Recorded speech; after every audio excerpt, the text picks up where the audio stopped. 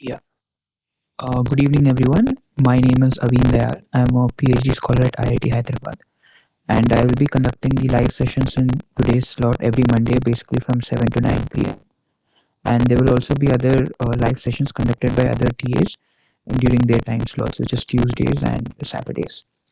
And as with every live session, the goal of these sessions are to basically do some example problems related to the content that Sir taught in the recorded lectures for the previous week.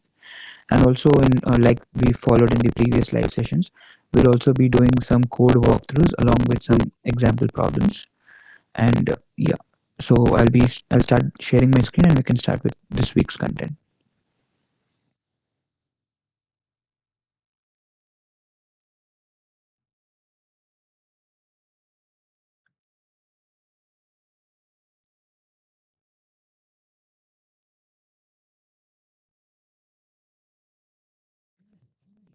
I hope my screen is visible. Maybe someone can just confirm in the chat. Yes, it's visible. Yeah, thank you. So, this week we'll be talking about the contents related to week 5 of the recorded lectures taught by Professor Vineet, and it is related to convolution neural networks, different operations inside convolution neural networks, and how exactly each convolution operation performs, and also what are the different types of convolution happening, like poolings, like which type of poolings. So, basically, a bit of those concepts we'll be covering. And yeah, and if you have any questions throughout the session, you can always raise your hand or you can post it in the chat, and I'll be looking at the chat from time to time to answer. So, coming to the first explanation of like the motivation itself, why we need convolution neural networks and why the feed forward neural networks fail. So, if you just look at a picture like the cat picture, we've explained in the starting earlier classes that an image can be represented as a matrix, and each element in that matrix corresponds to the intensity level, which usually falls between 0 to 255. And mostly we deal with RGB, so that matrix will have three different channels in the third dimension. So uh, then the other two dimensions are the height and width of that particular image.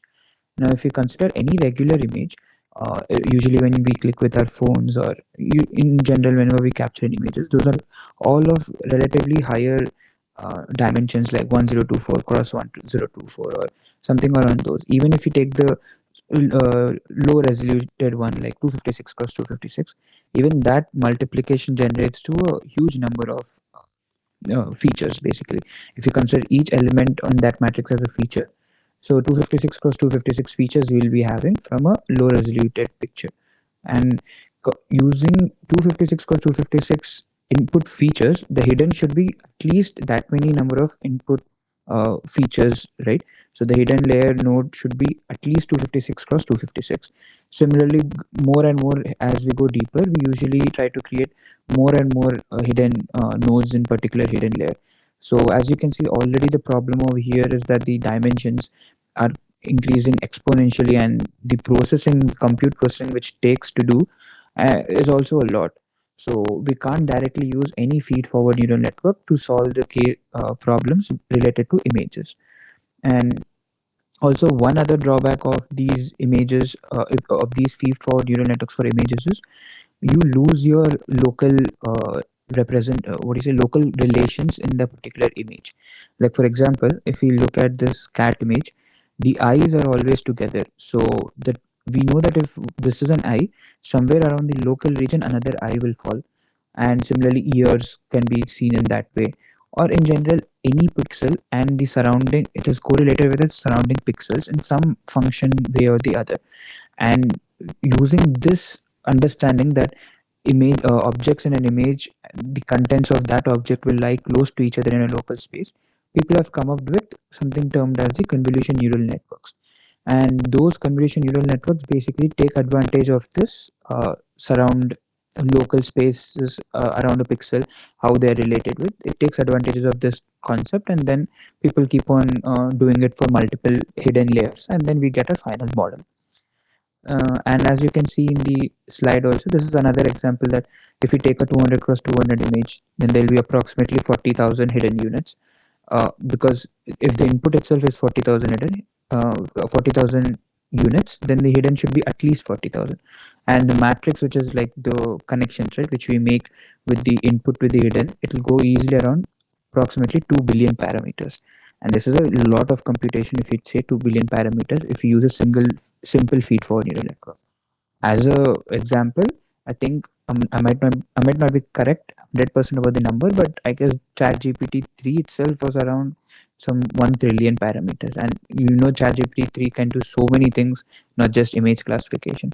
Whereas this is a very simple task of image classification. If you use just feed for neural networks, your parameters will blow away easily to do the task. So again, ChatGPT doesn't only use convolution networks. ChatGPT has much more connections than convolution, but still, to give some relative idea about how, because we call ChatGPT as one of the heaviest systems. So compared to how much the heavy system having so many parameters can do so many diverse tasks, this is just a waste of time if we use just feed forward neural networks or images. So, like I said, why do we use CNNs? So that it can look at the local regions. Like I talked previously, like if you look at this particular region, we see that okay, only most of them are white, and the ear is kind of cutting away. So object lies only in this particular area. Like this all has no variations. It's just plain white, right? So the intensities won't be fluctuating so much. So you can consider this to be a background. So some similar local region correlations can be learned through CNNs. So to give an overview like what the network architecture usually looks like, we have an input image, then we have some convolutions. Usually we'll have multiple layers of convolution happening. I'm just clubbing all of them into this concept called as convolutions, class of convolutions. And then we have pooling. I'll explain again why pooling is needed and some example you can see. And then finally we convert that pooling into fully connected network.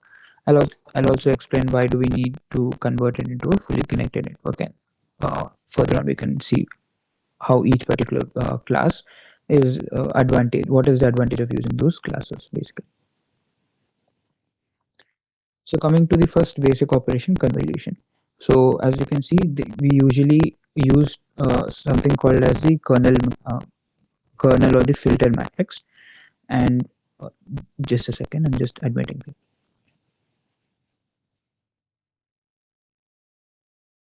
Yeah, sorry, we can go ahead. So we have kernel or a filter matrix, which we usually call the weight matrix or the parameter matrix also. And what we do is we take that filter and then we place it on the input. Like we start with this particular one will be sitting on this particular two, and since it's 3 by 3, all those cells will be covered with this particular filter. And then we do element wise multiplication and sum of all those element wise multiplications, and finally we get one value as an output, which is this 38. So this again, this filter will then move one step forward and then do all the convolution, element wise multiplication, and then addition, and then we get another value which is 43. Similarly we keep on doing. So maybe just to keep it interactive, if I just do this convolution with the input, filter, and output, do you think the output will be the same size as the input? Maybe you can just say in the chat yes or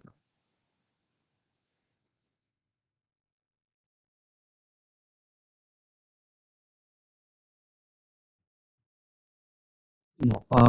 Correct. So yeah, as it is answered in the chat, the answer is no. And I'll also show in the future slides that what to do if you want to keep the sizes of the input and output fixed, what kind of an operation should we have to do for that.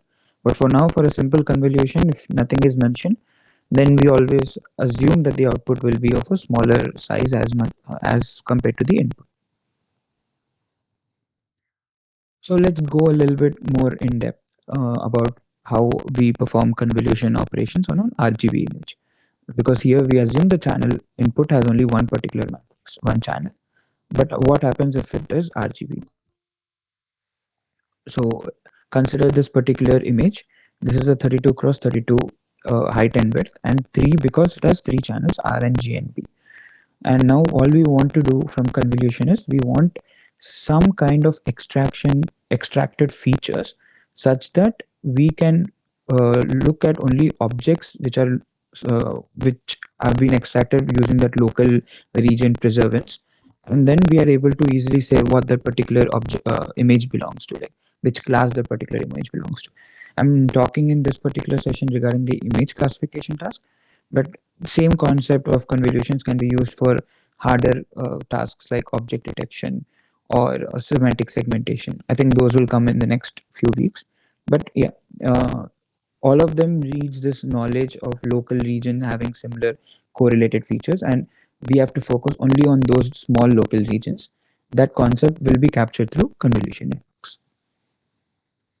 And let's again consider a filter 5 cross 5 cross 3. So in many of your assignments, I don't like in future assignments you get, so or not just in assignments, in general also, when you look at architectures in research papers or different blogs, right? Usually we just say the filter or the weight to be 5 cross 5, because what we assume that this last dimension, this 3, will be the same as the dimensions of what the input channels would be. So those 3 are always the same, like those 2 are always the same. So for example, since it is the input image has 3 RGB, this filter will also have a third dimension of 3. If somewhere in between after convolution layer 2 or convolution layer 3, this no longer will be 3, it will become like 256 or 512. When you do your assignments, you can see that how it will happen. So it will be sometimes 256 or 512. In that case, the filter, the third dimension will also become 256 or 512. So whatever will be the input channel number, number of channels in the input image to that particular weight, those many will be the size of that last dimension of that particular weight matrix. Yeah. There's a question in the chat. How the spatial structure is being preserved through convolution? Okay, good question. So if you look at this operation itself, let's say I have any filter matrix. So when I'm doing this operation, when I place this filter on the input, which is the slight gray, which you can see, what I'm doing is I'm doing that addition, right? First multiplication addition, which is basically a linear combination of the parameters and the input. I'm looking at only these 9 elements, this 3 cross 3 patch. So whatever the features present in this local region have the correlation between these features, only those are being captured in this 38 only, which is coming as an output. This 38 is not seeing what the pixel values are in this all the other regions other than this particular light gray. So the output is being dependent only on a certain local region. So that's why we say that CNNs is being preserving spatial relations across the entire network. So I hope that is clear.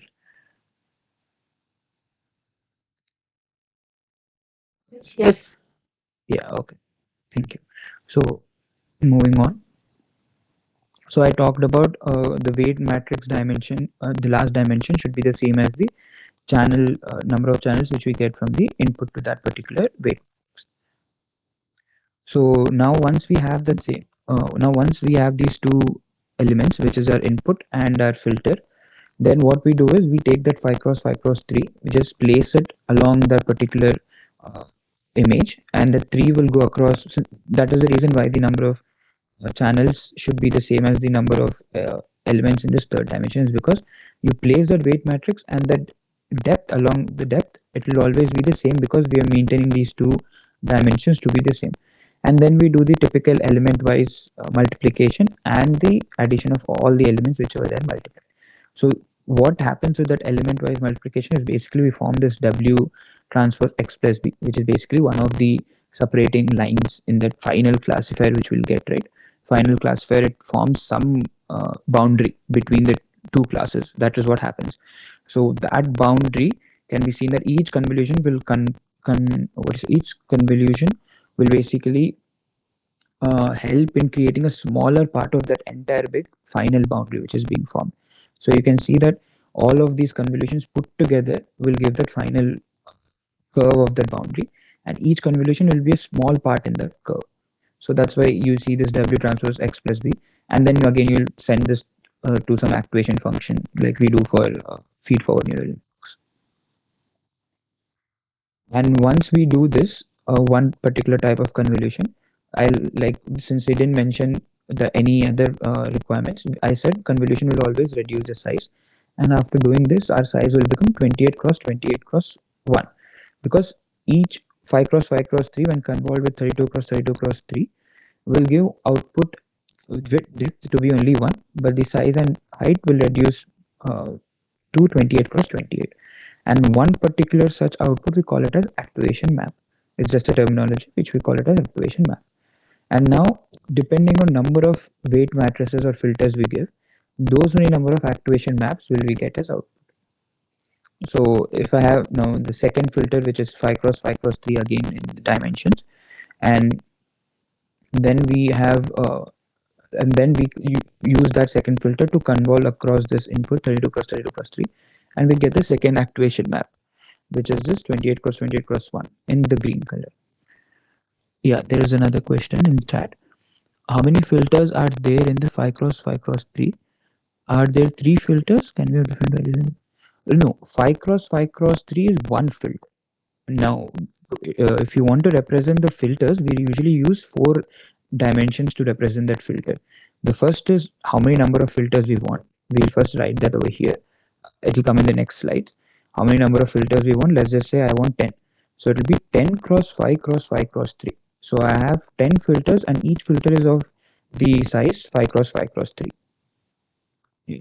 So in this case, I have taken only one. So that's why I omitted that one in that left hand side.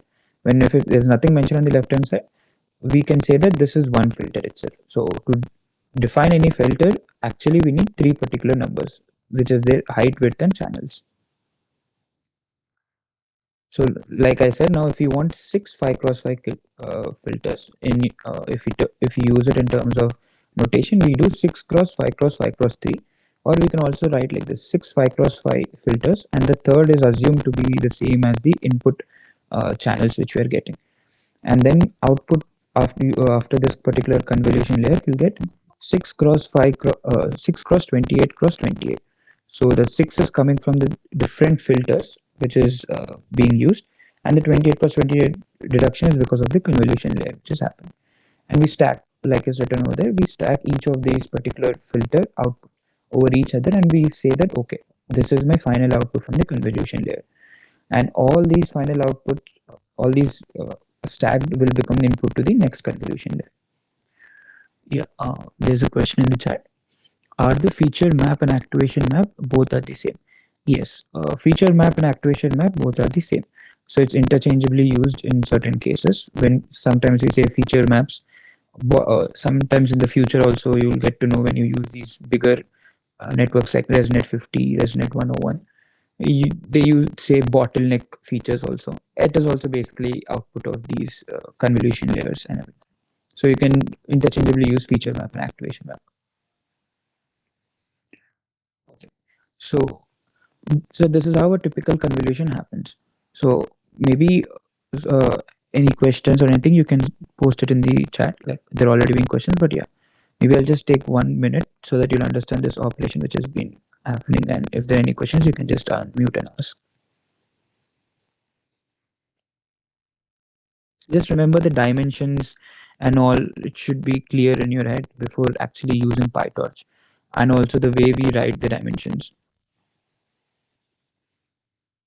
Okay, so there's a question from R. Goel in the chat. The 3 is not clear. Okay, I'll explain that. So let's consider this itself. Why I meant to say 3 is, okay, before that, let's look at an operation where the input only has I'll explain the convolution, how it is taking place. So let's assume if my input channel had just one channel, and then I said that filter will also have only one channel, like this, right? It is just 3 cross 3, 9 elements, and this is some, I guess, 5 cross 5, 25 elements. So this 3 cross 3 will sit on that first 3 cross 3, and then we do some 9 multiplications and then additions, and then we get 38 as an output. Now imagine input will have another channel, which is, you can just imagine another matrix over here behind this one which is seen, same of the same dimension of 5 cross 5 cross 1. And now filter will have another channel which is copying the same elements 120 002 02. That same copy you will create another across the channel dimension. You'll create another filter, and that second filter will sit will place on that input second channel, and then we'll do another convolution normally across all those different elements. And then, like you got 38 in this first output, right? This first element of that second output, which will be sitting in the channel dimension, that will be the value which is the convolution of the filter second channel and the input second channel. Okay. Mm. Yeah, and we can use the same any 5 cross 5 3 what is 5 cross 5? Jitendra, can you just mention? Audible? Yeah, you're audible. Yeah. Yeah, actually 3 by 3. Same filter we can apply for the RGB. Why we are taking or same we are saying it RGB filter also with the same value. Yeah, yeah, you can do 3 by 3 with RGB also. Then your filter size will be 3 cross 3 cross 3. That's not clear. Actually, filter dimension 1, the weight you assign, that's the 3 cross 3 is a one filter that we can convolve with the different channel. Why we are saying that filter part also have a 3 channel. So yeah, so what I mean by that is so It's fine. If weights are same, then yeah, no, weights are same. Weights are same across all the dimensions, across all the channels in that filter matrix.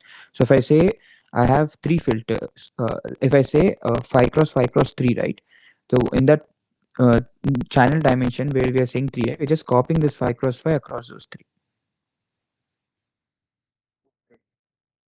Okay. So yeah, another question is, will the green of the image get convolved through green of filter?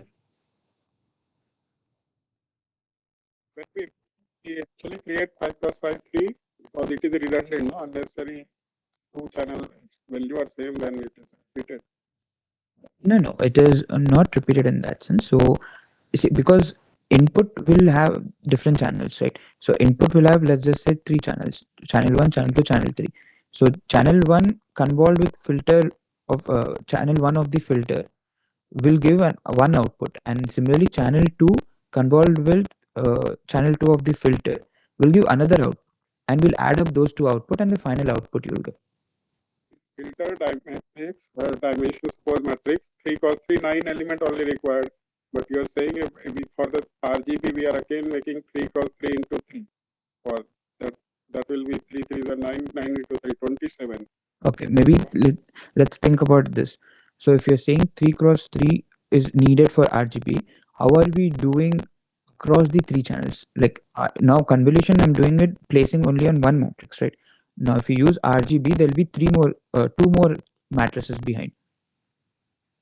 So that's fine, we can convolve with the each channels and store in a different 3 channels.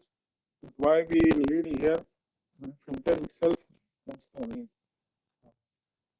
No, the operation which you're saying, right? We'll convolve three different times and we'll get three different values. That itself is basically you're replicating it. That's what I'm saying. We're not doing anything extra, but the operation which we'll be doing, we're just replicating that. To understand it clearly, we assume that the filter will be also having three channels. So we're not doing any extra storage of anything.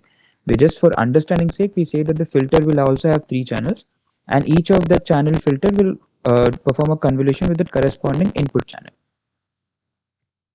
So think of number of operations. Can everyone mute your mics? I guess Raman, can you please mute your mic? If you have a question, we can take it after this. I'll explain this question and then. Yeah, thank you for waiting. Mic. So what I'm saying is, like, if you look in terms of the operations. So if I have, we'll take first your case, number of operations. So if I have three input channels, and if I have only one filter, right? No, the channels are not there. Only one filter I'm having. So number of operations to do, I'm saying is for the filter and the input channel one, we will do some 9 operations, 9 multiplications. Filter and the channel number 2, again 9 multiplications. Filter plus the channel number 3, again 9, which is total 27, right? Yeah, which is total 27. And now imagine what I'm telling you to do. I'm not asking to do separate computation. What I'm explaining is filter will now have three channels. Filter channel 1 will do convolution with input channel 1, which is 9. Filter channel 2 will do convolutions with input channel 2, which is another 9. Filter channel 3 will do convolutions with input channel 3, which is another 9. So you'll get the same 27 operations. So it's just how you look at it to easy understanding of how the convolution operation will represent it this way. So you don't have to actually create a copy of these 9 elements three times. You don't have to create a copy, but for understanding, we say this is how convolution is happening to represent it to understanding. I hope that was clear. Yeah. So we can't have different weights for the three channels in the filter, because if we have different weights, then the filter itself is not same across the channels. So that's why we have more number of filters. That's why we, instead of having three different weights for three channels, we create more number of filters, like 10, 20, 50 filters, and each of that filter uh, will be capturing different type of edges, different types of whatever important features we wanted to extract. So those will be captured, but across the channels of that input image, we want the filter weights to be fixed. Otherwise, then each of that channel in that filter will be doing a different extraction, which you don't want. We want the extractions to be the same across different channels to extract more better features. So that is why we use this particular type. Okay. I think Raman, you had a question. You had unmuted. You can unmute and ask. Excuse me, sir. Yeah, yeah. Go ahead. Let us say we have 10 filters. Okay. All the 10 filters, this kernel values will be of the same or it will be different? No, no. Each you're talking about 10 filters, as in each filter will have a size 5 cross 5 cross 3. Yes, yes, yes. Yeah, yeah. So no, in that case, each 5 cross 5 cross 3, like 10 different times, and all of them will be different. So the weight values across different filters will be different. But in that particular 5 cross 5 cross 3, that three channels are there, right? Those will have the same as values. But across the filters, like filter 1, filter 2, filter 3, those should be different. Then only you will capture different features. Each filter will capture different features. That weights are decided by? That happens using the backpropagation algorithm. In feed-forward neural networks, we do backpropagation, right? Each weight is updated. So each weight is updated using the similar backpropagation and convolution networks. Okay, okay. Thank you, sir. Okay. Any other questions or anything else? Okay, maybe I'll just move on. Yeah. So then finally, like I said, if we had 6 filters, then we stack up all those outputs, activation map, and then the final whatever we get the output, that we create, treat it as an input to the next particular convolution. Just like this happens. So we have 6 cross 6 was 28. Now this will go to another convolution, and this time now we have 10 5 cross 5 cross 6 filters. So output should become whatever reduction in size. I'll explain how the reduction in size happens.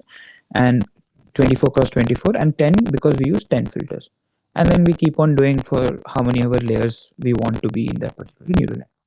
Again, another good experimentation for you to do would be, take any example problem like simple image classification, and what you can do is basically you can first create 2 convolution layers, then 3, then 4. Like you can just have a plot of what is your accuracy as value as and when you're increasing the convolution. You can quickly see that you'll some have like a kind of like a what do you say, like you'll reach a maximum quickly, probably around 5 to 10 layers if the classification task is simple, and then you'll fall after those number of layers, and how much ever you add, you will not get the best accuracy. You'll settle at some local optima, and you'll always be in that, you won't get the best. So what it means to say is that infinitely expanding, having convolution layers won't always give better accuracy.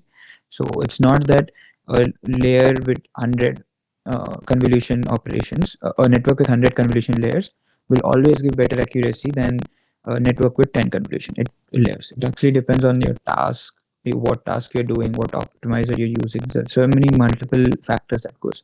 So there is no hard and fast rule that you should always have bigger number of convolution layers, then your model will always give best accuracy. So that's one thing you can always experiment and see when you're coding up the CNN models. Okay, there's a question. In 5 cross 5 cross 6, what is 6? So yeah, so this 6 will again be, because we are using the input convolution layer which is coming, right? It has 6 channels. So now instead of copying that 5 cross 5 across 3 channels, we'll copy this 5 cross 5, which is a new weight values, right? Parameter values across those 6 dimensions. So that's why 5 cross 5 cross 6. Similarly, now this for the after the green one, if you want to do op in 3 it was RGB. Yeah, in 3 because the pink is an input image, right? It is RGB. So that's why we use 3. Now this is not an input image which is a RGB. This is output from that first convolution. So, but this will become input to the second convolution which will go, right? So we treat this as an input which has 6 channels. We can't visualize this 6 channels how it will look like. You can visualize, but it won't be something we can easily understand. Like it's not in like human understandable form. Like if you are print a 32 cross 32 cross 3 RGB image, you can see that each channel will give that particular color output, right? If you plot and see. Whereas if you plot this 6, you won't actually see something like that. You'll see some figures, you can see some weird figures forming, but you won't clearly understand what those figures are, like what object they are trying to represent. It is a bit hard to see. So again, these 6, you can treat them as channels, but those are not the typical RGB channels which you have for an RGB image. Those are some other, you can assume other space the dimensions are. I hope that was clear. So in similar way, we go on for different convolution layers. So if I wanted to do a convolution here, I will have a filter of size 5 cross 5 and then 10, because the input will be 10.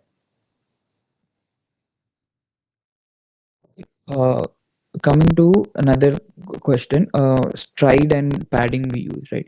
So what happens here when we used stride 3? So what I mean by that is, like, if we use stride as 3, when stride is 1, we say this is my first filter will first sit on this block. Since stride is 1, we skip this second column, we go to the third column and we say. Similarly, if we use the third if you use stride is equal to 2, we skip 2 columns. If stride is equal to 3, we skip 3 columns. Now the problem happens now if I don't use like for example, if I use stride 3, right, and if I use stride 3, then 1 it will sit over here, and then you skip 3 elements, 1 2 3, then you sit over here, and after that it won't really actually be able to calculate any more values because the features are ending. And similarly, sometimes it happens that if your filter is sitting over here, it has to calculate some values. Otherwise, these 2 blocks we are ignoring, right? These 2 columns. So in all those cases, how will we benefit? How can we overcome this? We use something called as padding. So there are different padding operations. There is zero padding, then there is mirror padding, and like different kinds of paddings are possible.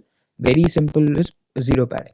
What it means to say by zero padding is basically we'll add columns and we'll also add rows up, we'll add rows down, we'll add columns to the right, we add columns to the left, and all of those added columns will be 0.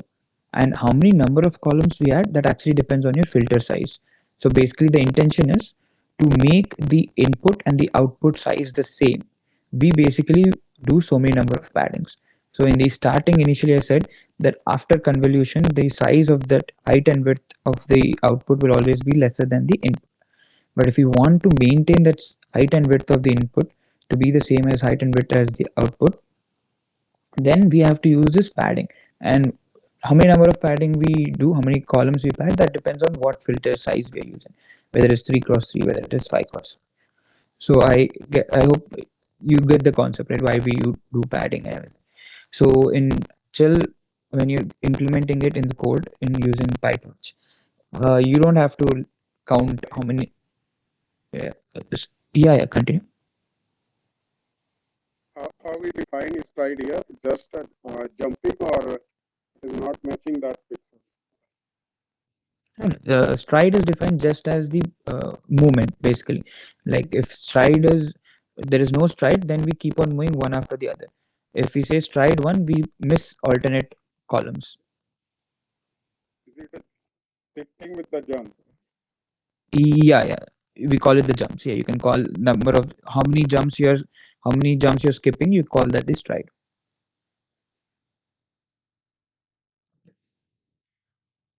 Yeah. So padding basically it is used because of this reason to maintain the input and output size to be the same after convolution. And so one easy way, and this is a formula, direct formula, which you can always use to calculate the size of the activation map which the convolution generates. So if we have a output size formula, which is this, n is your input size, which like in this case 7 cross 7, and f will be your filter size. In this case, it's a 3 cross 3 filter. Stride is, like I said, how many, like someone also suggested, how many jumps you want to do. Basically, that is stride, and we always do +1. So we get, if we use 7 and 3 filters, and is equal to 7 by 3 with stride 1, we get 5. With stride 2, we get 3. But with stride 3, we get 2.33. But what do we do in this case? Maybe someone can answer, what do we do when we get using this formula if we don't get an integer? What do we do then? Maybe you can type it in the chat. No, we don't do padding. So padding is when you want to fix the output and input size, right? Like I don't want the output size to be the same as the input size. I want it to be small only, but it should be in some integer, right? When we define height and width, we don't say 2.3 height, 2.3 width. We say some integer height and width. So I want the integer height and width which can be less than my input, but I want it to be an integer. So it's a, any guesses of what can be done? Okay, I would. It's not actually anything related to deep learning. Also, it's just basically if people are familiar with the floor functions and ceiling function. Yeah, like floor and ceiling. Someone like Argo will suggested in the chat. We can use those functions. So if you use those functions, you can basically round it off to the nearest integer. I know it's not accurate, but I think you lose max to max. We're approximating one particular row or column of pixels, which is totally fine because usually the filters sizes are big. Usually the input images are also of bigger sizes and everything. So we approximate a little bit since we're using floor and ceiling, but that's totally normal to do. So that's what we basically have a filter. We have a floor across this n minus f by stride, and then we add a +1 value to it, and we get the output size.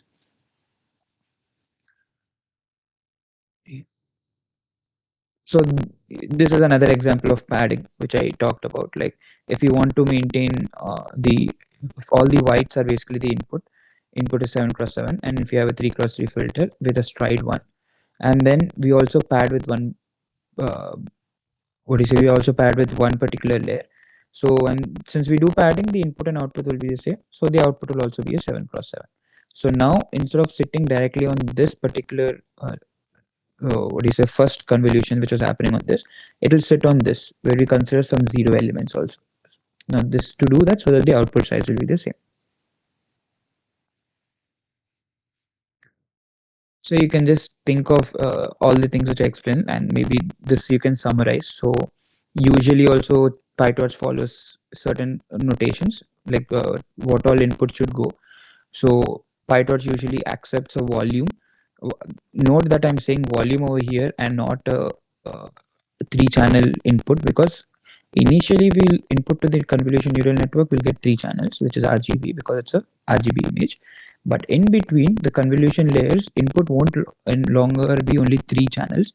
It will become some depth number of channels, 256, 512, or any number of channels.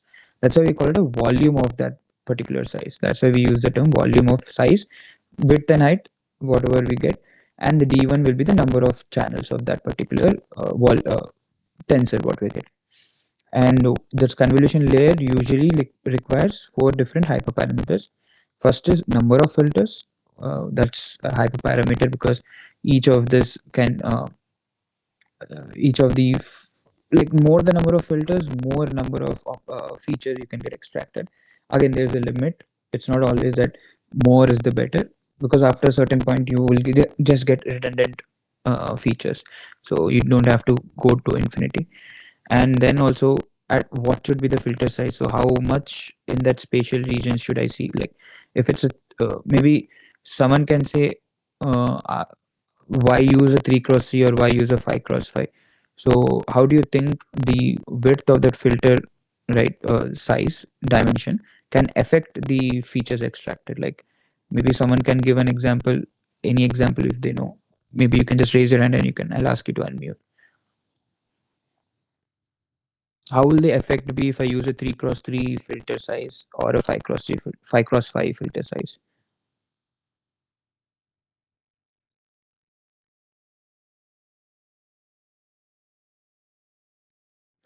Okay, so maybe I'll only explain. So if I use a 3 cross 3 filter, let's imagine if I want to extract pipes in my particular task. For some reason, my task is I have a lot of pipes like the tubes, right? Like we use in our houses, normal pipes. If you want to detect those, so now if that pipe, yeah, Jitendra, do you have? Resolution will be affected, right? Or 3 cross 3 by or 5 cross 5. What do you mean by resolution? As Resolution means the feature resolution means you can get a coarse one if you have larger size and finer details you can capture. yeah, sure. That's the correct answer. So maybe I'll explain what he meant with this example of the tube. So what I mean is that if I have this tube and for some reason the tube is actually big enough. So if I use a 3 cross 3, that entire 3 cross 3 matrix will fall inside that pixels which are covering the tube width. So now we no longer can say that this particular set is a tube because we're not seeing that what do you say, edges of that pipe, right? We're not seeing that okay, there is a cut happening on the bottom and then there is same pixels and then there is a cut happening on the top, and this particular part where the cuts are happening, that corresponds to something called as a tube. So that information completely is lost because I'm using a matrix, filter matrix, whose size itself is completely falling inside that object. And whereas if I use 5 cross 5, now 5 cross 5 can is a bigger view it is seeing, right? So it can see that cuts between the two tubes and it can say, okay, this particular set of pixels fall as a tube. So in those similar scenarios, you can say that filter height and width matters, and it actually depends on what's your task. Also, a lot of these things, how to select your hyperparameters, it is actually dependent on what your task is at hand. So make sure that you use the right filter size. Maybe another question would be, so most of the times, in fact, all the times I've said it's a 5 cross 5 or a 6 cross 6 or a 3 cross 3 or a 7 cross. Do you think we can have rectangular sizes like 3 cross 5, 4 cross 6? Do you think we can have it? Maybe you can answer it as a yes or no in the chat.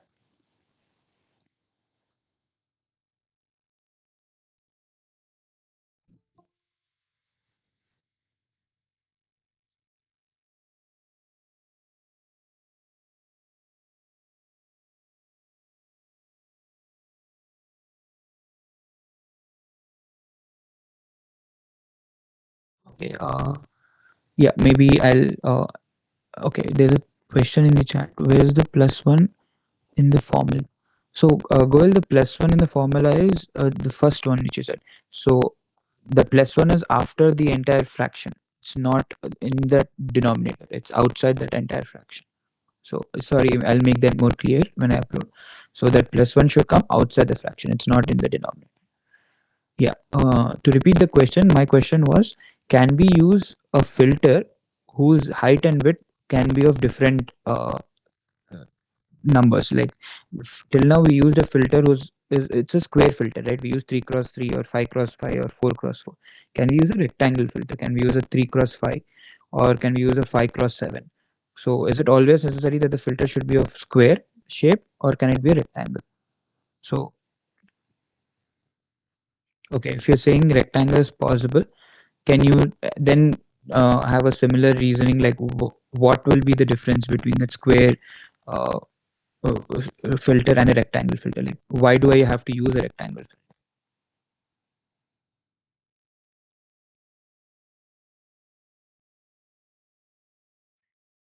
Maybe I'll only explain in the interest of time. So we use rectangle filters if you can imagine that I have a picture or input image where most of the input features are like objects in that particular image are more lengthier than their width. Like for example, if you take houses which have more longer doors or longer windows than it has of width, right? Or any objects which have more length than width, then rectangles like 5 cross 3 or 7 cross 5 can be helpful in detecting them. Similarly, if you have something more width than height, then you can always go with 3 cross 5, 5 cross 7, or just see. Sometimes we don't know, right? Sometimes it doesn't have to be one particular dimension greater than the other. So it's safe bet to take a square like we do always. But if you know your task, if you know your data, if you know that most of the objects or the objects you want to detect in that particular image are all having a similar uh, dimensional rule, like width is always greater than height or height is always greater than width, I would definitely suggest go for a rectangle filter. It'll easily solve the problem. Square also will solve. It's not like square won't, but I think rectangles can do it in a faster way because we are giving some bias, or we're in introducing some bias in our net because we have some prior knowledge. So it's always better to use. And the remaining parts of this particular slide just talks about the formula, how we can use, and different aspects. Maybe you can look at the summary once I upload this slide after today's class. You can just look at this. Uh, no changes are actually required. Like the question in the chat was, what are the changes required in the formula for rectangular filters? So as far as my knowledge is concerned, it's a good question though. I haven't checked with all the formulas, but most of the formulas which I have checked, it shouldn't matter. It shouldn't matter because your output sizes will also become then rectangles instead of squares, and also most of the formula for calculating the output sizes will work, and your strides also will remain. Your paddings also will accordingly get adjusted. So nothing will change the formulas, but just to be sure, maybe you can again cross check once. But as far as my knowledge is concerned, nothing will change with the formulas if you use rectangular or square filters. Okay, and then we can talk about pooling. Like after convolution operation, the next important operations which Sir talked about also was pooling operation. So pooling usually is used after convolution layer. Is definitely used after convolution layer, but it's not like, so there's still a debate on exactly when to use a pooling layer. Is it after every convolution layer? Do we need a pooling layer, or is it after 2 3? So again, this is another hyperparameter which you can experiment with when you create your own models. But I would suggest pooling. See, if at the bottom of the line, pooling is usually used if you want to reduce your input images by at least half or by at least more than half in terms of those, right? Pooling is a very safer option. Pooling is a very safer bet because you can directly reduce your height and width by half and half.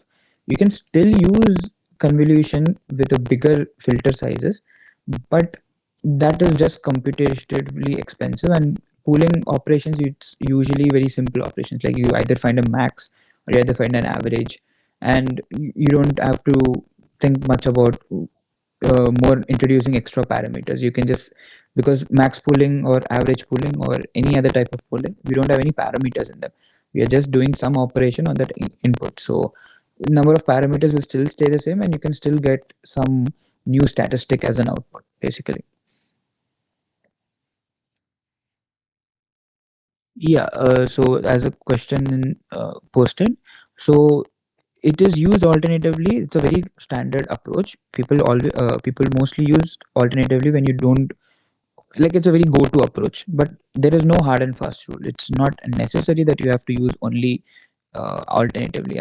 Because I've seen people work with models where after two convolution layers you use a pooling layer. It depends a lot on what you want to actually do your model. Like for example, if I have an input image of the size 1024 cross 1024, if I don't use pooling after every convolution layer, my reduction in size will happen very slowly. Like from 1024, I'll go to some what is it, 920. From there, some less to 870. Slowly, I'll come down. So in order to come down with my size, because remember, At the end of the day, I need to get only number of classes as an output, size a vector whose size is the number of classes. So I have to come from there, and then I have to somewhere in between convert all of those convolution matrix into a vector, and then use feed forward network. I'll explain maybe that more in detail when I come to the end. But this is usually happens in a typical CNN. So if my input is big, so the decrease in size will become slowly if I use just convolution and not a lot of poolings. But if my input size itself is small, I think I don't have to use pooling after every layer. So I can quickly use different ideas in those techniques. So there are two mostly commonly used pooling. One is your max pooling and average pooling. So I think the name itself explains pretty much what they are doing. So if you have a pooling filter of the size 3 cross 3, so you place the 3 cross 3 on that image patch of that input, and then if you want max, you find the maximum element in that 3 cross 3 region. If you want average, you do the average. And I think apart from max average, there are some new terms which are like log exponential also. These are new things which are coming up, new as in also this like just 2 3 years ago. So people are still coming up with better and better techniques to find different types of poolings, but I think mostly common max average and the log sum exponential, those are the three used. Once you are done with convolution, right? So usually, maybe I'll explain once. Yeah. So usually we have a typical convolution neural network consists something like this. You have your convolution, then you'll have your activation happening, another convolution activation, then you have your pooling, and then you have another convolution layers happening, then pooling, another convolution. Once after you're done with the final convolution or pooling layer, now you have output, that particular output after that final convolution or pooling layer will be something like this. It's a matrix, right? And it will also have some number of channels. Now I want to convert all of this into a full vector. Why? Because my final output should be a vector of number of sizes, because it's an image classification task, remember. So my final will be, if it's a 10 class problem, it will be some 10 cross 1 vector at the end of the day. That's what I want. So I need to somehow convert this matrix into this particular vector, which we usually call the bottleneck features. If you remember in the starting, I said we call these the activation and feature maps, and we call sometimes this particular vector which is formed right after the last convolution or pooling layer. When we do the flattening, we call this the bottleneck feature. You can understand it as a bottleneck is usually considered as an important part in any network. So that's why we because this is a very important part, because we're shifting from convolution layers to feed forward layers. So that's why we call this the bottleneck features. And then we have your typical feed forward neural network, which we used, which we use basically, and then we basically get the final layer and we do our loss calculations and all the other parts. So takeaway from this particular slide, fully connected, is the conversion from the matrix to the vector. How we do that is also very important, and there are techniques, not just you just do flattening. Like basically, if this is like 3 cross 3 and there are 3 more channels, so if you just open up, like place all of this into one big vector, you get 27. Apart from that, people use something called as global average flattening also.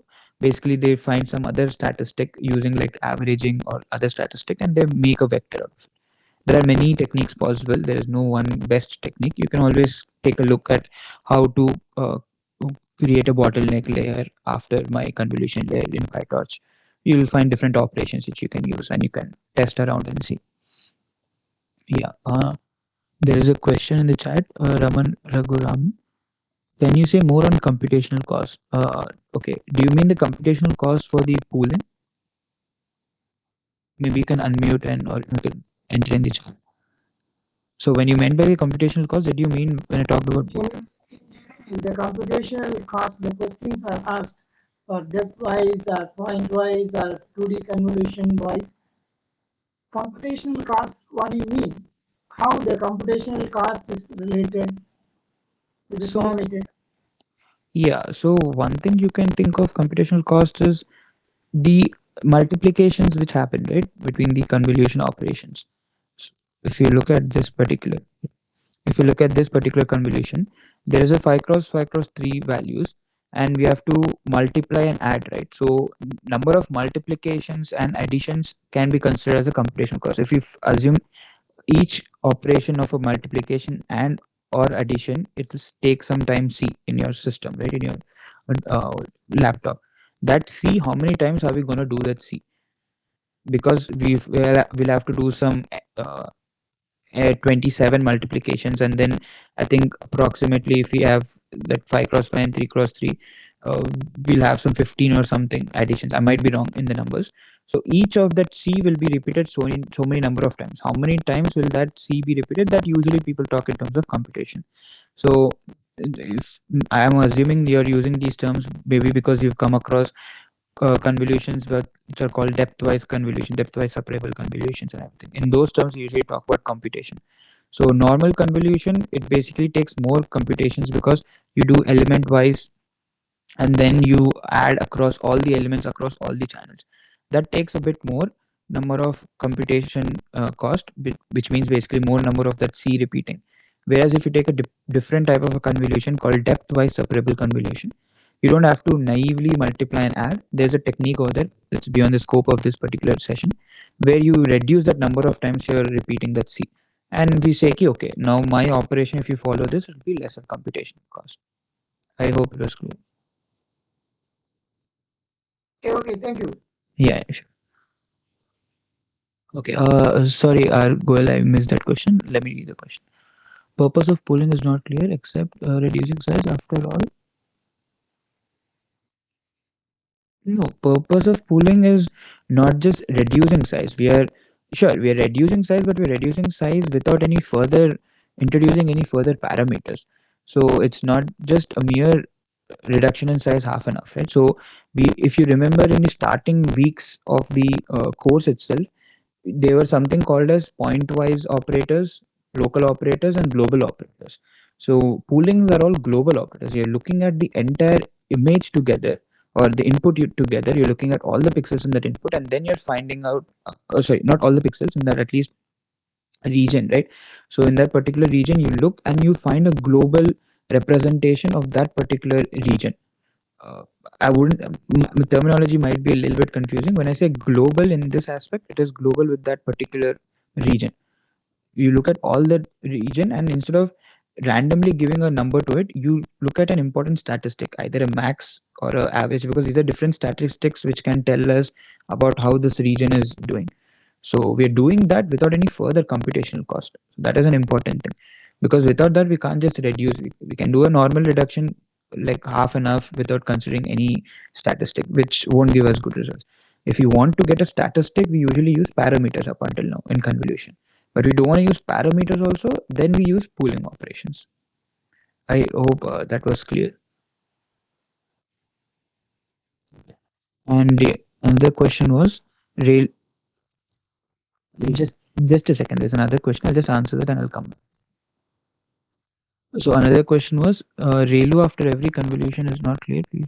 Yeah, that slide I'll come back to it. I just wanted to show that architecture so that you'll know where fully connected will come. So I'll come back to that slide again. Yeah, yeah. Go ahead. Someone had a question. Maybe you can unmute now and ask. Hello. Yeah. Yeah, please. I have a small doubt actually. When after doing several convolutions and poolings, the final feature map is suppose if it is 7 by 7 cross 23, like 7 Okay. cross 7, 23. Okay. Okay. Suppose if I use final pooling layer like max pooling layer, so that is 7 by 7 with straight 2. Okay. Okay.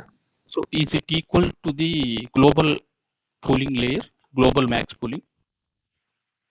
If you use 7 by 7 and actually the final feature map is 7 by 7 cross 23. Suppose it is channels are 23. Okay. Okay. Okay. Okay. After that, I did max pooling with size of 7 by 7 straight 2. Yeah, if you're using the same size of pooling filter and the input, right, the sizes are same, then it will become global, right? So suppose instead of using max pooling with the straight 7 by 7, if I use directly global average pooling, both will give the same information, or No, your operators are different. One is max operator, another is global average. So those are different operators. Same global max pooling. Suppose if I use Okay, instead okay. of use 7 by 7, if I use global max pooling, both will use same information or Yeah, no, global max pooling that will take global across the channels. Here, max pooling is happening on each channel. The output will have the same number of channels as the input. with time. The global over there, the point of global when we're talking is across different channels. Okay, I hope Okay. that's yeah.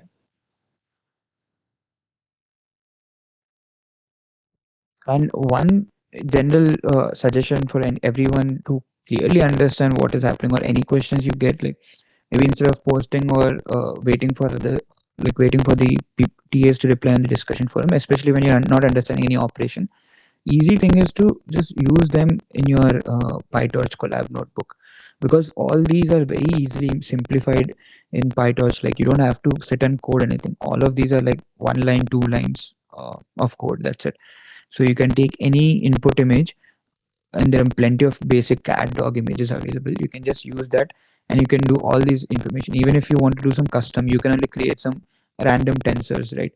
You can create some random tensors of so and so size, and you can see what is the output size, how is it affecting, how is it not. Because how much ever in theory I'll explain to you, how much ever you're watching the videos, you'll understand only to a certain extent. And I think for these parts of the course, or in general for deep learning, I think right now you should start getting a bit into hands-on on how, if you change different models, outputs are changing. That is the only best way you learn more what each of this particular operation is doing.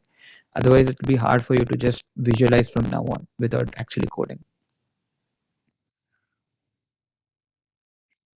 So coming to complete architecture of the CNNs. So usually typical CNN will, if I assume I have one, two, three, four, five, six. I have six convolution layers, and we don't separately say how many ReLU layers, because every convolution layer output, which is my activation map, will pass through an activation function. So combining them, we call it a one convolution layer. So after convolution, we get an output, pass it through ReLU, and then we say ki convolution layer one is done, and the output is whatever that value you get after your activation. And so convolution layer one is basically the blue and the white. This both combined together, we say convolution layer one. And again, we have a second convolution layer. And now we used a pooling layer. So like I said, in this case, I didn't use a pooling after every convolution. It's not a hard rule. You can use it after 2, 3 layers of convolution also. Here I use after every two layers, I used a pooling layer. And then that pooling will again go as an input to another convolution layers. And then finally, after your final pooling layer, you'll get a matrix as an output. And that matrix, you get a tensor as an output. And that tensor you convert into a vector using other, you can either flatten it directly, or you can do some other flattening operations. And then finally, that fully connected network, you can either have 2, 3 hidden layers, or you can just basically have your connected to the final layer, which has that number of classes size vector, and you can get your output. And your model will basically predict in terms of the logits, and logits will be converted into probabilities using softmax, and you'll know which class has the highest probability of this particular image belonging. Okay, maybe you can just look at this, and in the meantime, I'll answer a question in the chat.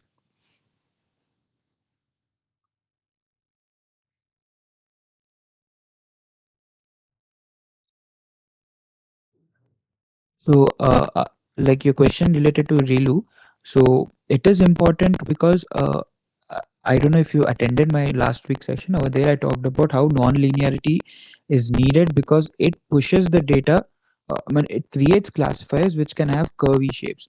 Like what I mean by classifiers, at the end of the day, you need a boundary, right? A boundary to separate n number of classes. If we have two classes, and if I have, maybe I can show you last week's slide. Or maybe you can just wait for a few more minutes, and maybe I'll explain using the last week's visualizations why non-linearity is required. I'll explain that after 5 minutes after I finish this particular session. Apart from that, any questions in this particular architecture? I guess someone wanted to ask a question. You can unmute and ask.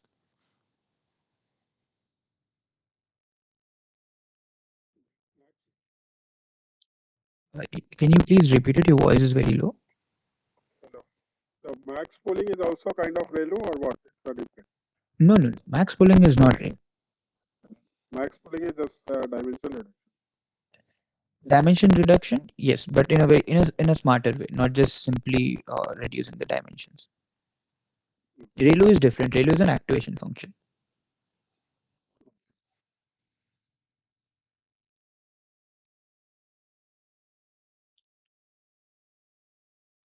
Okay. In the meantime, maybe I'll just go back to the. If there are no questions, I'll go back to the last week's session just to explain the non-linearity part, where it is used, why it is used in neural networks, and after that, I can show you a quick code walkthrough of how a feed-forward network can be created, and how gradients are usually, you can understand how gradients are calculated and everything.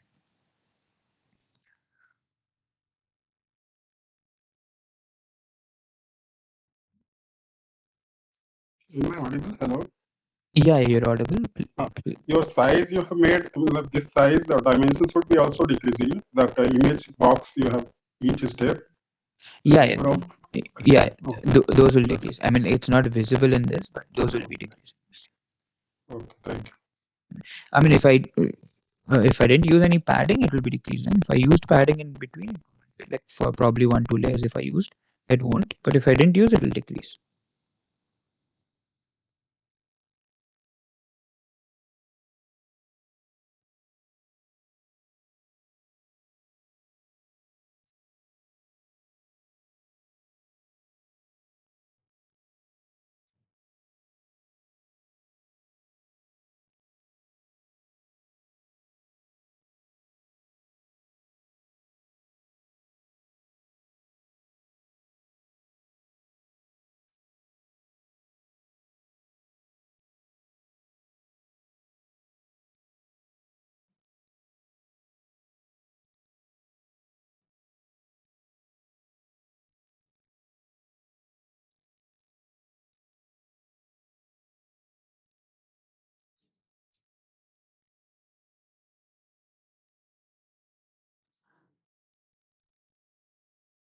So to explain the non-linearity part, maybe you can look at this diagram also, what I mean by that. At the end of the day, if you look at the B diagram, what I want a line basically like this, which separates my red classes with blue classes. But when I come to this, one single line won't do. At least I need some non-linear figure like maybe a square, maybe an ellipse which separates the blue from the red points. I need a figure like that. So to get a figure which is not linear, we need these activation maps. So with the help of these, we need these activation functions like a ReLU, tanh, sigmoid, or any other thing. These nonlinear functions, which basically helps in creating this nonlinear boundaries. How it is happening? That in feed-forward networks, you can see like this. So a typical feed-forward network will have so and so number of hidden layers, and each of these hidden layers will take input from the previous layer. I think this is okay. What is a feed-forward neural network? So now coming to the problem at hand, like if we assume I have an input x1, x2, and some term 1, which is basically used for bias, and then you have a hidden layer, which is basically having this operations, which is sigmoid activation functions, and then you combine the values from these hidden layers into the next hidden node, and you add them, and then you get your final output. So when you look at the each operation, the sigmoid, which is an activation function, is now basically creating a layer like this, a boundary like this, and this sigmoid is creating another boundary. Now when I combine these two sigmoids as subtracted, you get a boundary like this. And now when you have these two different types of towers, when you add, you get a more complicated boundary. So each of these hidden nodes, when you pass an activation, you create some kind of the curve, and now all these each node will act like one part of that final non-linear boundary which you are forming, right? Each node can be assumed to be creating a small part of that final boundary. If we didn't use non-linear, then it will be a straight line as it is. The data will be going as it is, which is it is coming as an input. So we no longer create these curves. Then the final model will no longer create a non-linear boundary. It will be just create a linear boundary, how many ever hidden layers you use, if you don't use any activation function. I hope this was clear. Okay. So if there are no more questions, and then I'll go to the code walkthrough. So one quick suggestion is someone can confirm the assignment one is deadline is passed, right? I think it's 23rd. Your programming assignment where you had to implement tensor operations and you had to implement a simple multi-layer feed forward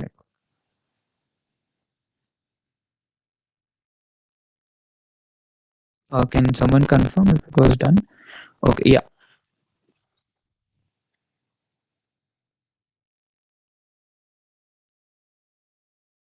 Okay, yeah, finished.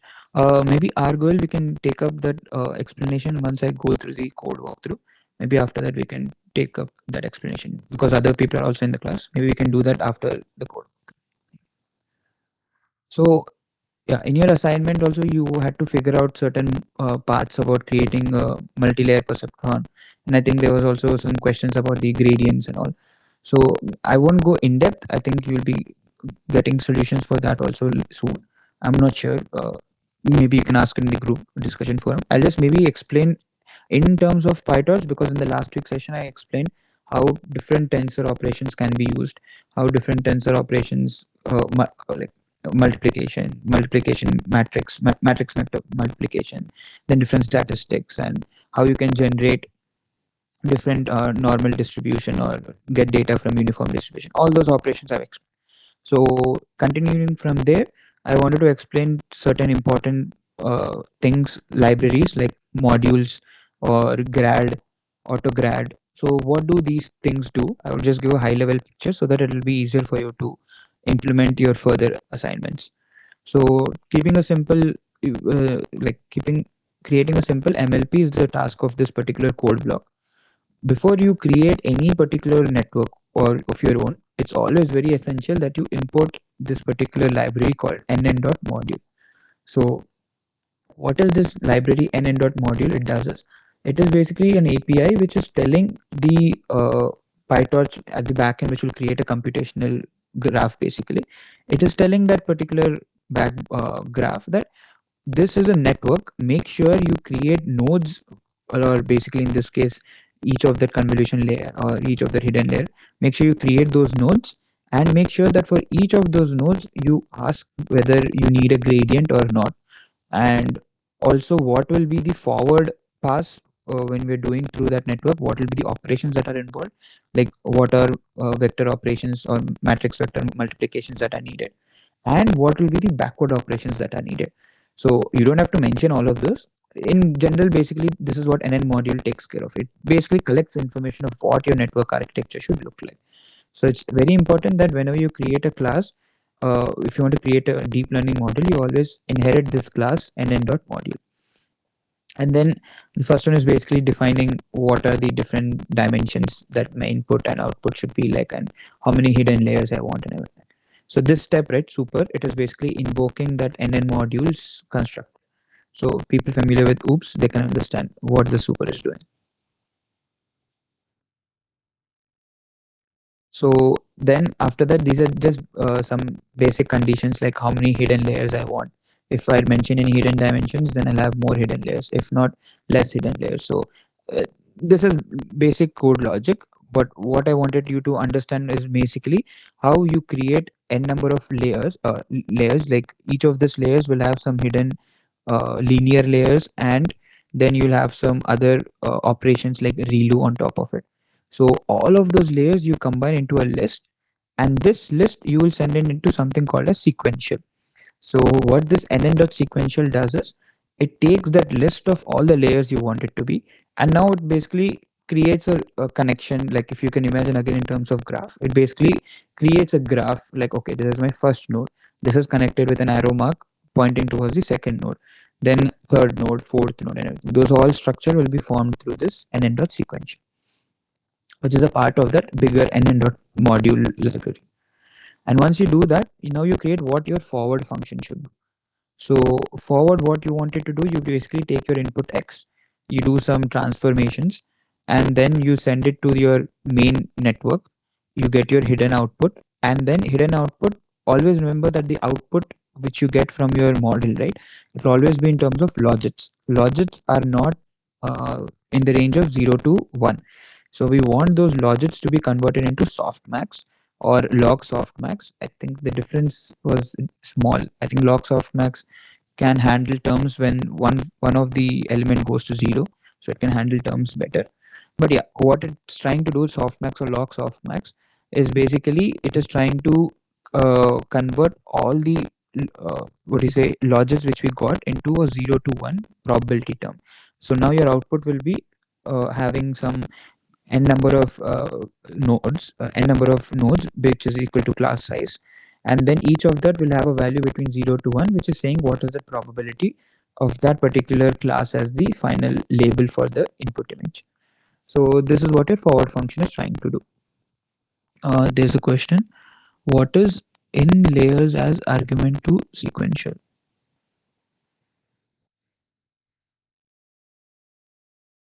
Okay. Oh, this star, what it does is basically, as far as I know, this is basically pointing to the direction, pointing to the, it's like a pointer basically. It points to the location where this layers list are present. So that is what I think this does. I'm also not exactly sure the star mark what it is doing, but I'll also confirm once, and maybe you can also always Google it. But I'm 99.9% sure it is basically like a pointer. It points to this particular address of where this layers list is present. Instead of actually sending the entire list, you can just use it pointer. So even in C and C++, when you use arguments, you can either pass the variable argument, the value, or you can pass the pointer as the argument, right? So similar structure it is used over here. So once you create this class, which is my, which I named it. Okay, maybe it's not common in Python. But yeah, in general, star mark usually I think it represents as a pointer. In Python, we don't use it so common, but I think even over here it should be a pointer. Uh, I'll maybe confirm and let you know in the next session exactly what the star means. So coming to the model which we created, we call it as MLP model, MLP class. So now we create an instance of this class after we define, right? After we define everything, that whatever the number of layers should be and what the forward function should be, we then create the instance of that MLP. We given whatever hidden input values, output values we want. We create this instance called model, and if you print, you can see what is that model class looks like. So it is a very simple one linear layer, and where you can basically get the input features as 784, and the output is 10 because you have 10 classes. Bias true is basically if you want to use that bias term or not. If you don't mention, by default it will always be true. Now another important thing is, okay, now that I have created my model, now I need to have a loss function using which I'll train my model. So there is this function called, there's this library actually called as F, capital F in PyTorch. Or if you don't want to use it as capital F, you can always use it as nn.functional dot whatever operation you're using. I would suggest maybe use it as capital F. So if you could just see how it is imported, you can just Google and see. So what F does is it stores all popular loss functions, not just loss functions, even activation functions, and most of the other commonly used operations which are done in these particular CNNs or RNNs or other deep learning models. All of them are stored in this library F. So you can just use it as a what is the function calling in OOPS programming we do, right? So f.nn.loss will basically then create an instance of this negative log likelihood loss function in this variable called as loss underscore fn. So you can explore F library more. You will find a lot of operations. I would suggest definitely for you to go ahead and explore that library. There is a question: what is 780? No, this is not a line number. 784 is just a number of input dimensions I want. So a hidden layer can have n number of nodes, right, in that particular layer. So 784 is the size of that hidden layer. It is not a input line. It's just the size of the hidden layer. It's just an argument which I created in the notebook. Maybe once I upload the notebook, you can look at it what it means. So it's just an argument which I'm giving. What should be the size of the hidden layer? It is not referring to any line number or anything.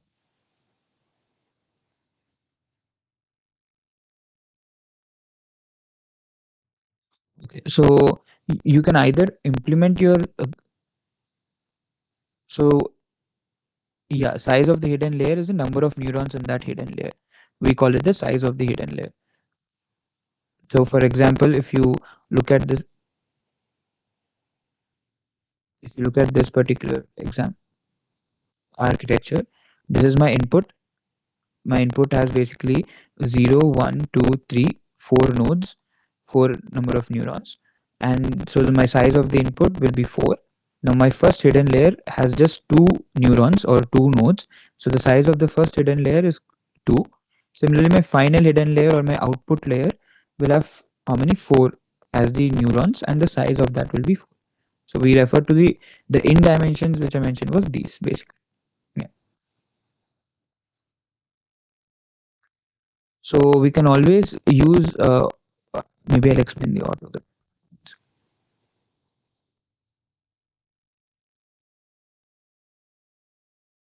Yeah, sorry. So here I created two functions where we create zero gradients and gradient update. So first I'll talk about zero gradient. So zero gradient basically, before implementing, it can be likely that sometimes before starting any training step also there might be some garbage value as a gradient unnecessarily stored. So we always have to make sure that you create a zero gradient. You don't have to create a function also entirely. If you want to, you can, or it basically uh, there's a shorter method where you call a particular optimizer dot zero grad, and then you have a brackets. So you can call that function. Here I created a separately so that it'll be clear what I'm trying to do. But in your actual implementation, you don't have to create functions like this. You can use optimizer dot zero grad. You can maybe Google that and you can see what it does. It does the same thing like what I did in this function. It takes the parameters, which is weights, right, and it initializes all the gradients of these weights as zero. It is important because after every epoch, we don't want the gradients of the previous epoch to still lie.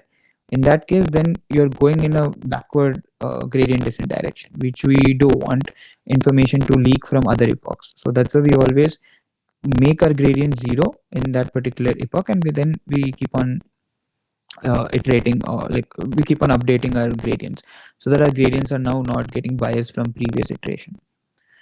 And how we do that zero update is basically for each param for if you look, there are total number of parameters in this params. We take each parameter and we see if the gradient is present. Dot grad will say ki if that particular parameter needs a gradient or not. If we don't want a gradient for that, we ignore it. If we need a gradient for it, and then we say ki you keep that particular gradient as zero initially. So this is particular dot zero is doing. Similarly, when we talk about gradient update, so first to update a gradient, we first zero out our gradients which are existing, parameters, gradients, values, and then we say loss dot backward. So I have a loss function, and now loss dot backward, what it does is it basically calculates the loss value using that loss function, and that backward is now telling that uh, nn dot module. Okay, now we are going to start the back propagation from here onwards. So how do we do that exactly? Again, I wrote a function over here, which you don't have to write a function. You can just use dot backwards, and you can just write loss dot step. It will basically implement these three lines of code which I wrote, right, which is updating. It will, or you can automatically do it saying loss dot step. I wrote this to make it clear what is happening. So here we do that from all the parameters. We take each parameter and we do the update rule in the gradient descent minus learning rate which we have and the gradient of that particular data which we. You don't have to worry about the intermediate back propagated values, because this will take care of that, the autograd function and everything. It will take care of. You can just implement it in this. And yeah, that is the final thing. So the model 1 parameters before the update are these, and after the update they look like these. And each of the first one will have some 700 nodes, so it'll have 700 gradients. The second one will have 10 gradients because of the 10 nodes. So this is the basic implementation of an MLP. So any questions or anything you have?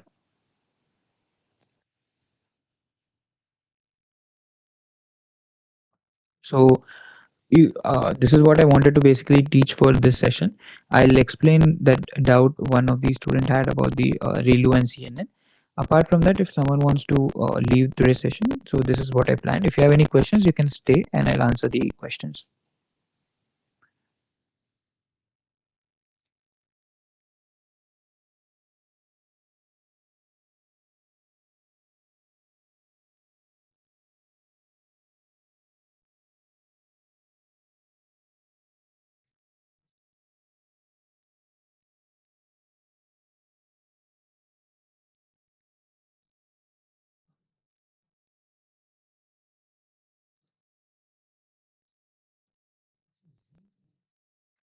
Yeah, maybe if possible, can you just unmute? Otherwise, also you can just type in the chat, Arguel, what exactly you want, what was your doubt like? So my doubt is that after every convolution layer, we are using ReLU. Right. And moreover, in this figure, I can see some difference after applying ReLU over the this convolved image. So what is the purpose of using ReLU here? Apart from that, the ReLU will bring the nonlinearity kind of the thing. The exact purpose of, the exact impact of using ReLU here is not clear. Okay, I think one part is the nonlinearity itself is the biggest part. Are you confused between using any activation layer or is it just why ReLU and why not Sigmoid? Is it like that?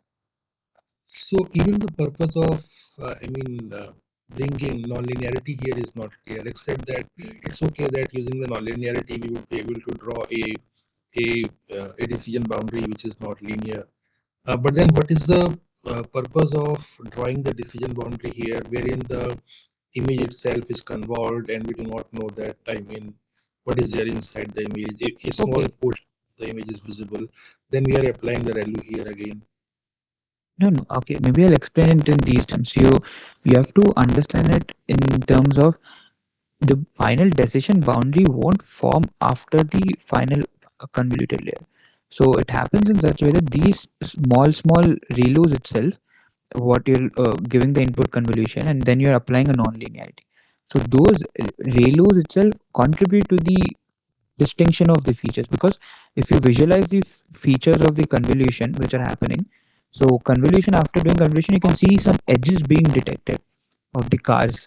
So each channel after the convolution, right, if I use 10 filters, right, so will output will be some 28 cross 28 cross 10, and each filter will capture some particular part of that image. It captures either the top part of it or some edges or some other complication.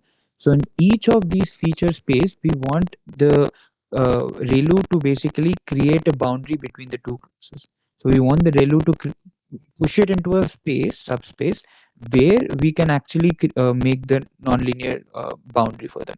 After each of the convolution that is happening. So does this mean that we are using ReLU to highlight some of the, the small portion of the convolved image and ignore the other features?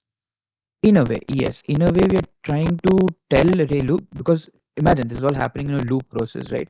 You go ahead, you calculate loss, and then when you're coming back, you tell ReLU in a way that, okay, what you thought when you pushed the values up and down, right? You push some values to be high and you push some values to be low. Your pushing was either right or wrong. You get that signal from the loss function gradient. So if your signal is coming as a good signal, as a good gradient, then then ReLU will get confident, that weights basically will get confident that, okay, if I convolve in this way, my ReLU will push it in up and down position in this particular direction, and my output I'm getting is positive.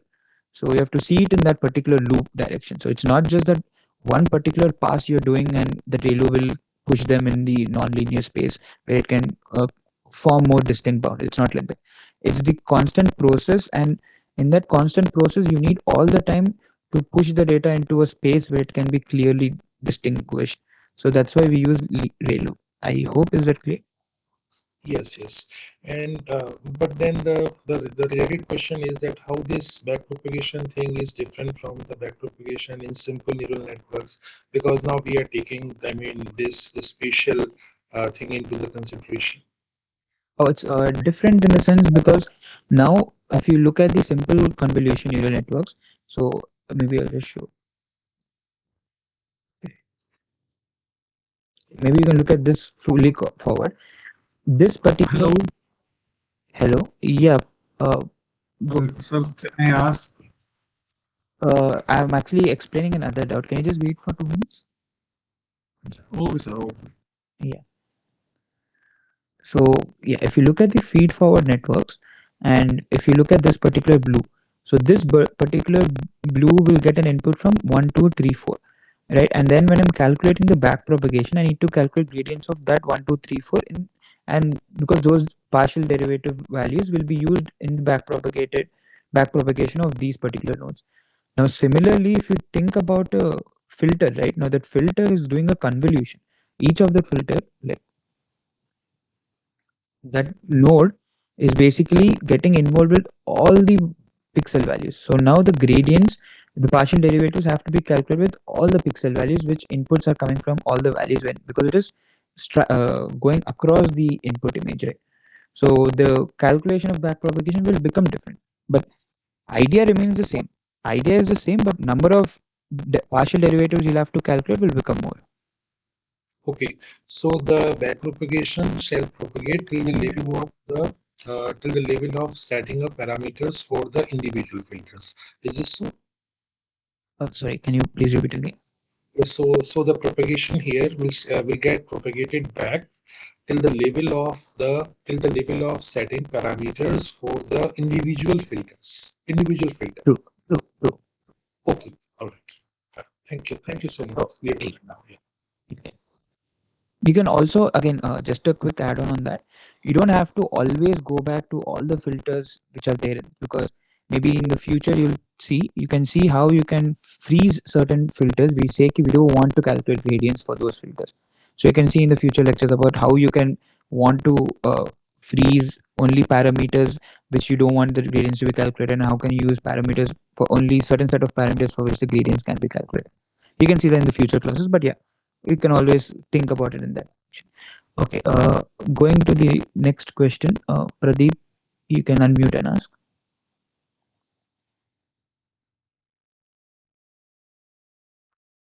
Hello, Pradeep, you can unmute and ask a question.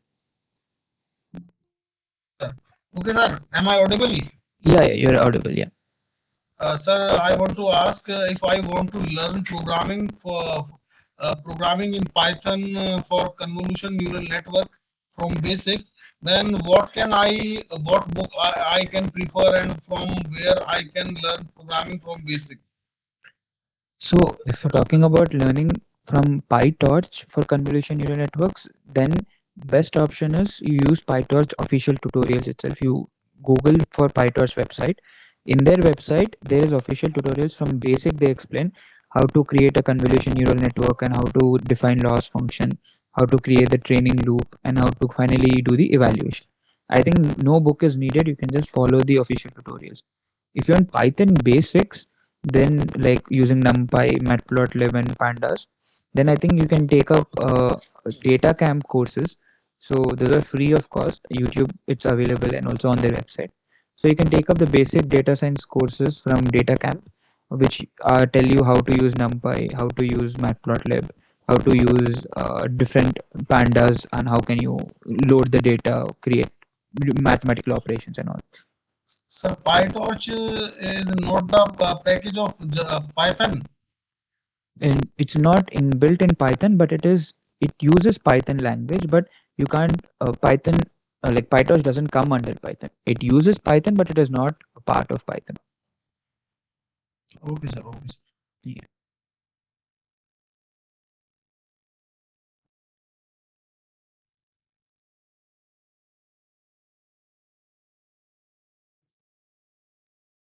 Okay. I think Jitendra, yeah, sure, I can cover it. Maybe just give me 2 minutes so that if anyone has questions on this particular session, we can cover that. Otherwise, If there are no questions, I can go back to the previous session, backpropagation, and I can explain properly. And our goal next week is similarly, I think, week this is week 5, which we'll be covering. So I think I'll be covering for the next session about CNNs in depth, right? And whatever sir has taught in that particular week, I'll be talking about them. So I think it also has something to do about fine tuning also. So I'm not exactly sure about the contents, but whatever sir taught in this week, like recorded lectures, I'll be teaching that particular live session next week. Okay. So if there are no questions on this session, I'll maybe go back to last week's session, explain.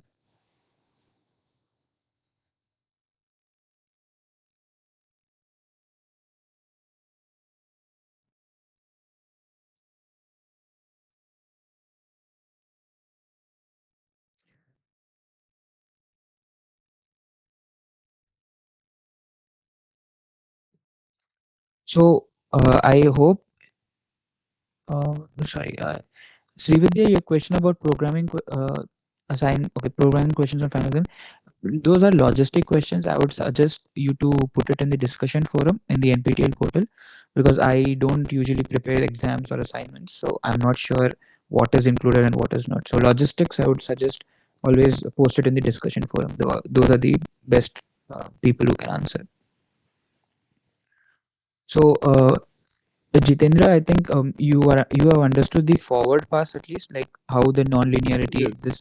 This is fine. Oh, okay. So The first one is subtracted and then later on we added. Is why? First one is the gradient, that's I get subtraction.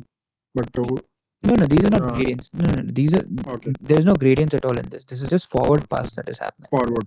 Okay. Yeah. Here I'm just showing. You don't have to subtract also. So weights are just plus minus. Yeah. That's what I'm saying. So weights can be anything. This is just for simple understanding. If the weights were plus and minus, this is what is happening. But in reality, you will have different weights, like 0 point something or something. It depends what all weight. Forward is clear. Yeah. After forward back propagation, I'll explain with this simple example. Same logic happens in the bigger neural networks also, but this will be easy for you to understand. So imagine if I have these purple color nodes. This purple color nodes basically calculate forward pass. So initially my input is A and B, and A value is 2, B value is 1. And now these both will go as an input to this another forward node, which is doing A plus B. And similarly, we have this D node, which will calculate B plus 1. And now in the final output layer, we have this E, which calculates C into D, which is 6. So once I get my value as 6, now what backpropagation is saying is that you calculate you calculate from the loss value whatever you get loss value, and you take a gradient of that loss with respect to E. And now if you want to find the gradient of that loss with respect to C, you multiply first dE by dC into whatever gradient of that loss with respect to E was there. And that multiplied with this will give me the gradient with respect to C. Are you clear with that logic? Can you give intuitive way? Like mathematical is okay, but first, what is the back propagation idea? Means like loss function, I got it. We are minimizing with respect to if loss is more, then we need to correct it, right? Or Yeah. So maybe you can think of backpropagation as how much is each of my node contributing to my final loss. That is what I want at the end of the day, right? If I know ki this particular node is contributing a lot, then my weight of this will be a lot. And it means that I have to prioritize more on minimizing errors which are becoming, which are using this particular node. Errors which are using this particular, sorry, whenever the input is using this particular node, I'll get some error. So I want to minimize that error first, because the gradient or the node value priority is more on this. So in those cases, we basically update the weights. So more updation of weights kind of increases the priority. And how do you update those weights? That you update with the gradients. So okay, if I understood, like suppose we change the node that in when we are taking the back propagation, and what's seeing the contribution in the loss. Again, we are computing like this or other way. So yeah, so if you want to know how much a particular node is contributing to the loss, we need to take gradient. So if I have a loss, don't have a pen actually. If I had a pen, I would have explained better. But if you imagine after E, there is another variable called L, and that is my loss. Okay. Yes. If I say dl by de, that gradient, what I'm trying to understand intuitively is how much is E contributing to my L loss, final loss. Now, if I do dl by dc, then I'm saying ki how much is this C contributing to my loss L. Okay. Okay. So, but to calculate dl by dc, I need to use dl by de and de by dc. Yes. Simple Mhm. calculus, right? If you have Part- multiplication, yes. yeah, simple calculus, the same. So, what backpropagation is saying is at every time step, instead of calculating what is this partial derivative de by dc, when you're creating the graph only, because de by dc can be calculated without any loss, right? Because that is how the value is present. So you can easily calculate d by dc's, these partial derivatives, before even calculating the loss, and you can store these values.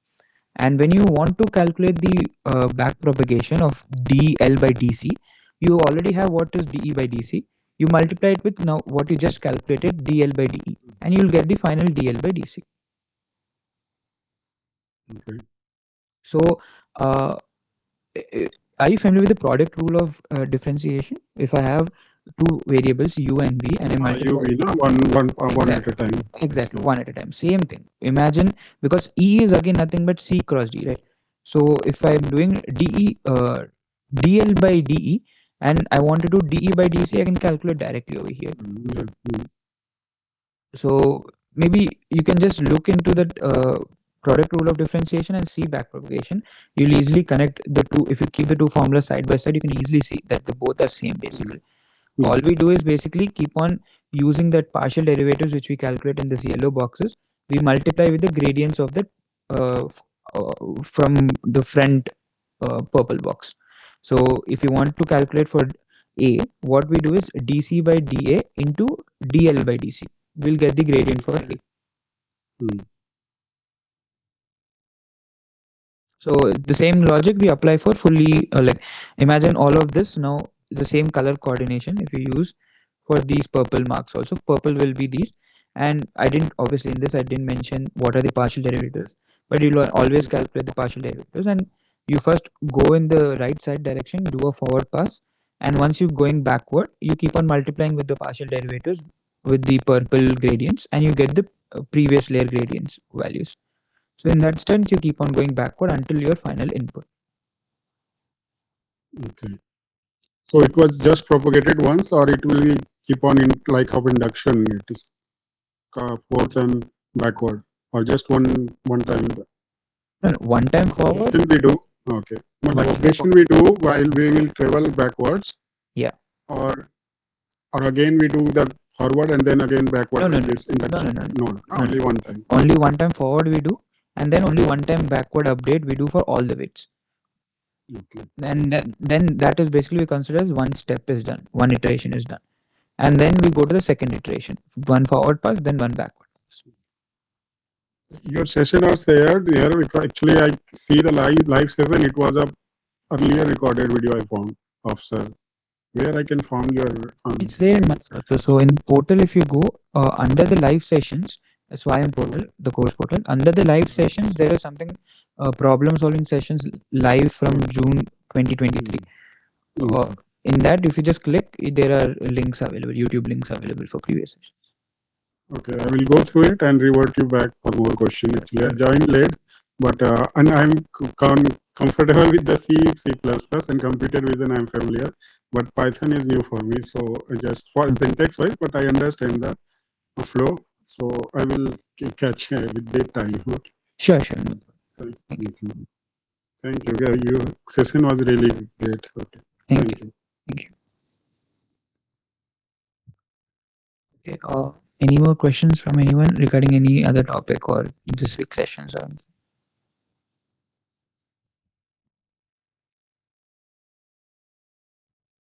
Okay, then if you don't have any other questions, thank you all for joining, and we can meet in the next week's sessions. Just small, if I have understood correctly, that convolution we are doing, that's the kind of filtering, okay, edge or whatever we are covering, filter like we put conventional filtering we do in computer vision, the image processing, right? That part. And then thresholding we said like a ReLU or other is doing like activation function, right? True. Like You- enhancing or something, or like a gamma function in image processing. Right? Exactly. But So then, exactly. So whatever we do over in convolution neural networks, they are actually inspired from what the traditional convolution operators and Yes, yes. thresholding used to do. But the only best part about these is we don't have to fix the filter value. yes, yes. That's Now the they are only- adopting as per. Exactly. That's the only difference which you can easily understand between the Yes, traditional yes. algorithms and the new algorithms. Yes, perfect. Thank you. Yeah, sure.